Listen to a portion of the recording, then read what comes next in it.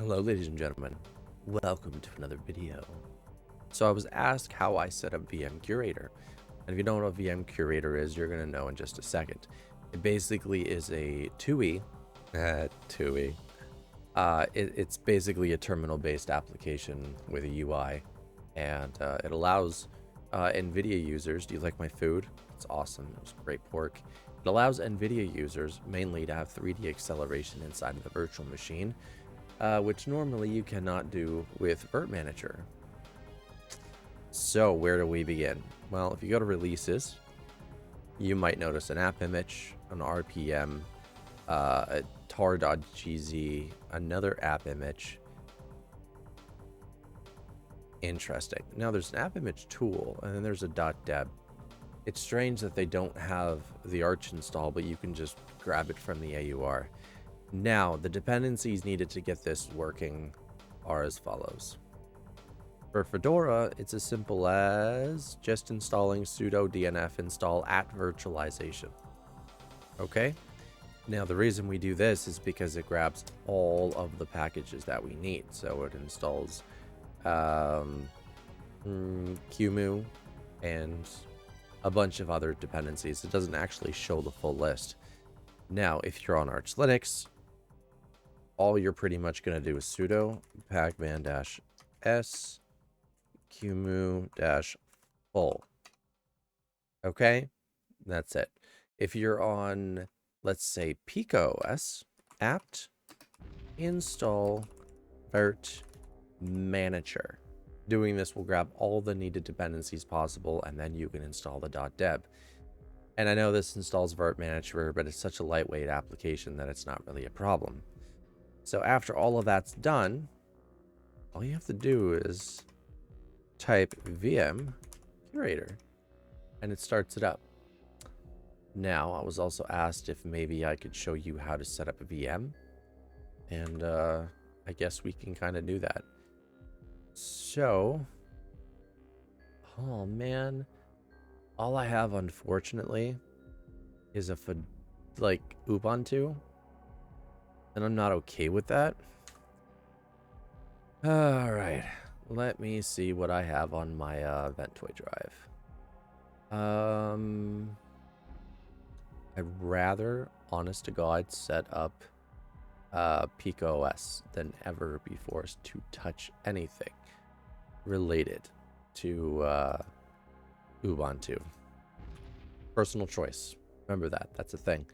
So down on the bottom, you can see a bar. If we hit C, we end up creating a virtual machine, or we start to. And let's go with Debian, because that's what PicoOS is. It's built off of Debian SID with more updated packages. Browse for local ISO. Documents. You'll notice I have two ISOs in here. I'm going to choose the PicoOS one. You're able to come down here, and with your arrow keys, you can adjust the size. So I can turn this to 128 gigs. This is where you adjust your memory again, left and right arrow keys button on your keyboard. If you don't have them, well, I don't know what the heck you're going to do. Probably going to press tab to edit. So I'm going to set 16 gigs of RAM. I'm going to set like 8 cores. For people who are having issues with setting this up, sometimes setting the audio to none will do the job. Okay, but those are rare. You want to enable 3D acceleration and UEFI boot. Without it, you're kind of screwed. And you want to hit enter. Now, to full screen, you're going to want to hit Ctrl+Alt+F. And what this will allow to happen is when it boots in, it will automatically adjust the screen resolution to meet your needs, which it just did. So then you just install it like any other VM software. I did end up rewriting this EULA though, and I made a really good one, and I gave it to them, and they didn't use it. They didn't use it, man. It's sad, but it's whatever. All right, let's do advanced options, because I do want XFS. Good. I do not want a home partition. Good. And set that. Thank you. And next.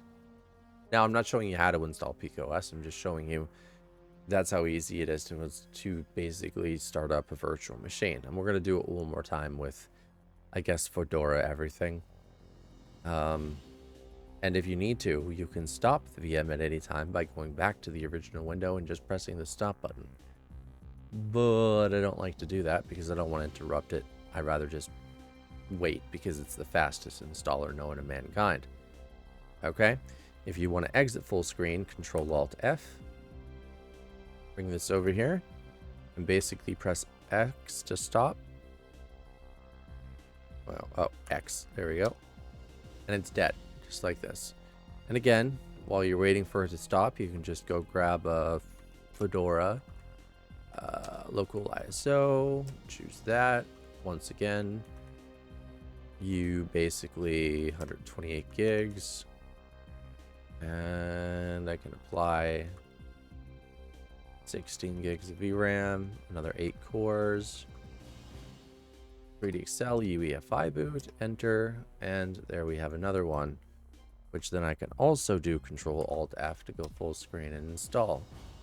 Now, the reason why this is so useful is because, again, if you're an Nvidia user and you use Virt-Manager, you're not going to get any actual acceleration, which kind of sucks for showing off things like distros. So having a tool like vm-curator makes life surprisingly easy and effortless. It also shows off basic normal usage more than anything. Like, oh yeah, this is what you get, this is how it reacts, all of that, right? And that's what you just want to do. You want to just have the best of everything. Because without it, I mean, it's not really that much fun. Right? You want to have fun, don't you? You remember what fun is, right? You remember where you were when the fun died? By the way, if you know what that is from, let me know in the comments below. You don't get an award or anything, but it'd be really cool if you did. You know, because I actually like that very, very much. All right, workstation done, and then root account, which you do actually want to enable for troubleshooting reasons, because Fedora is very fickle about which permissions it gives to its sudo users and which permissions it actually gives to its root users. I had a comment saying you don't want to do that. Yes, you do. In case you run into an issue and you have to do certain maintenance and you have to do certain troubleshooting, it will require su. So it will require the root account. And without it, you won't be able to do this certain maintenance. That's the way Fedora is designed. It has 2 layers of protection. So if anybody ever tells you that's a bad idea, they don't have your best interest in mind. Okay? All right. So again, I kind of showed you the dependencies for Fedora, for PicoOS, and for Debian maybe, and for Arch Linux. Hopefully this helps. If it does, let me know. If it doesn't, I'll have to look into more figuring out what's going on with this, and I will see you guys in the next video. Thank you for watching. I hope you have a great day. Subscribe, maybe support the channel if you appreciate all these guides and videos, and I'll see you next time.